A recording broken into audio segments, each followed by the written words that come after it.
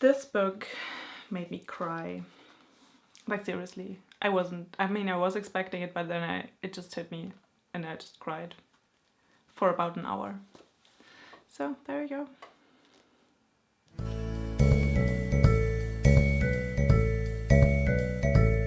Hello fellow bookworms, it's Katie. So today we're talking about a bit of a tragic book. And not just the content of the book is a bit, sad, and you basically you get the feels, it hits you right here in the heart and makes you cry. But also the history of the book that we're talking about, which is, I should probably tell you, is A Monster Calls by Patrick Ness.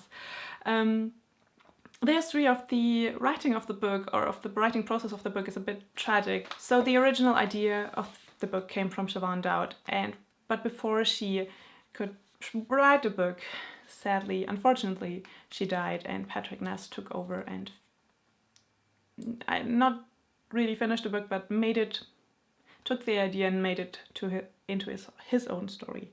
And I think he did a pretty good job. So what's the book about?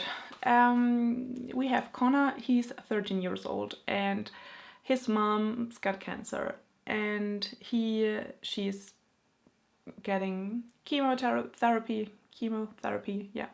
And Connor, basically, he's doing the household, he's taking care of himself, he's doing all the things as best as he can. One night at 12:07, he sees a monster outside of his home, and the monster starts talking to him and tells him that he will tell Connor 3 stories, and then Connor has to tell him his own story, the truth. And the book is about Connor and how he deals with the illness or the cancer that his mom has, and about all of the grief and hardship that comes with it. Now my thoughts about this book. I read this book in one sitting. I wanted to read this book, maybe I should tell you, I wanted to read this book since the first time I saw the trailer on YouTube for the movie. I haven't seen the movie.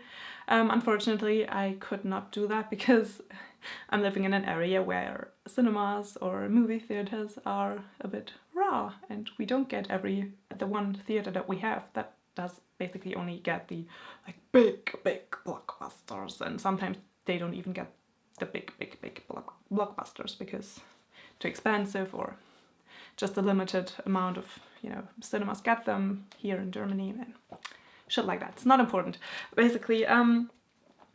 But I read this book in one sitting, and the reason why I bought this book specifically is the illustrations. I may just show you. Look at that. Isn't that stunning? It's just really, if you want to read The Monster Calls, I highly suggest that you pick up a copy with the illustrations. It's illustrated by Jim Kay, in case I forgot to tell you. And yeah, it's just beautiful. It's beautiful. Here. I try to show you pictures that are very early in the book and are not spoilers, but it's beautiful. Beautiful illustration. Also, in combination with the text, very powerful, and just adds it just has a little bit of a different impact on you. The story is also very powerful. I expected the story to go in a very different way that it actually went.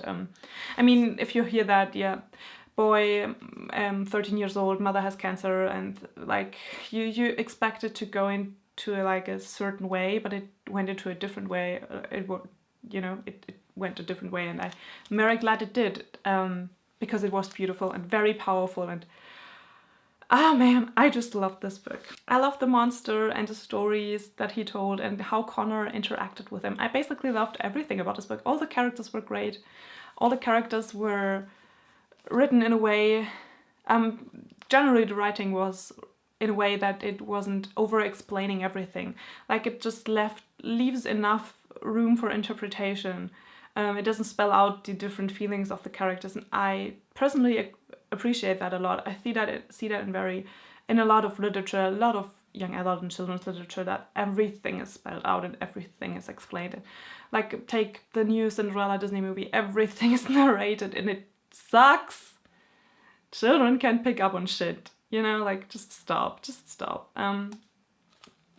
I don't know who said it, but I've heard that, you know, when you're telling a story, it's not about what you tell your audience, it's about what you don't tell them, what you, about the room that you leave for their own imagination to blossom and to fill in the blank spaces.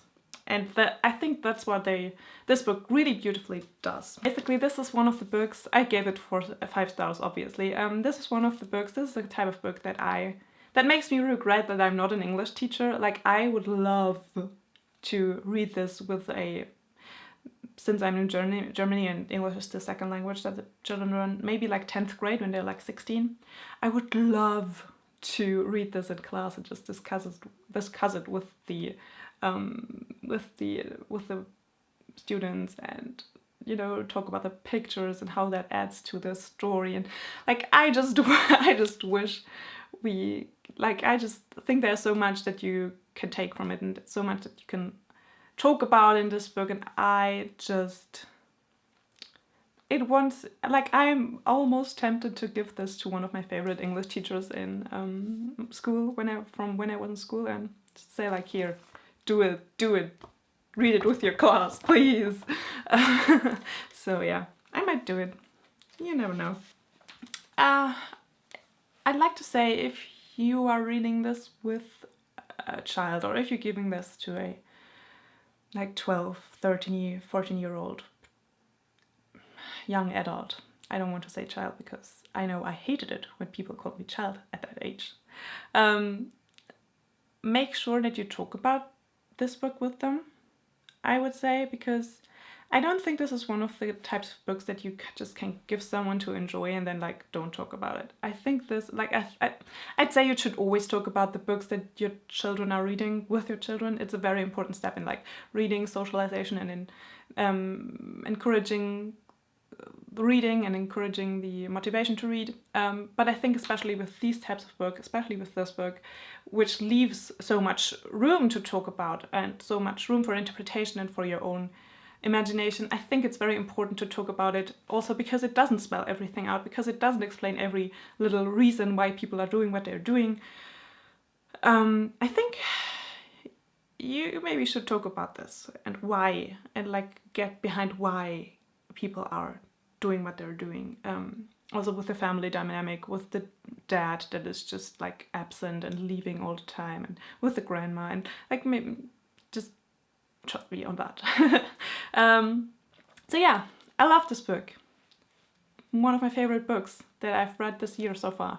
I would love to hear what you think about this book. Did you read it? Did you watch the movie? Should I watch the movie? Is it good? Also, I hope you're reading something wonderful, beautiful, and you have a wonderful, beautiful day. And I will see you soon. Bye!